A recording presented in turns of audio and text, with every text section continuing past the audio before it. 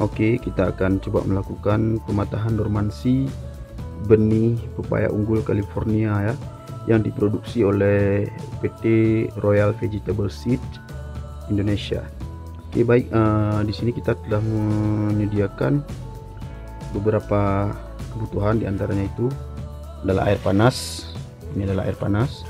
Next, kita coba lihat bagaimana perlakuannya. Kita coba buka ini air panasnya ya, lalu kita tuangkan ke gelas yang sudah disediakan ya. Ini dia ya, air secukupnya ya. Kemudian kita coba buka ini kemasan benihnya ya. Coba. Nah, ini dia, sudah kita buka. Kita coba lihat isinya.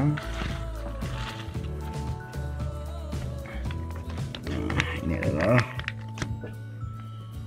benih pepaya yang akan kita coba lakukan pematahan dormansi. Ini pepaya unggul California. Nah, ini adalah benih bersertifikat. Oke, airnya kita tunggu sesaat sampai airnya lumayan sejuk, lalu kita masukkan benih yang tadinya ingin kita rendam ke dalam air ini.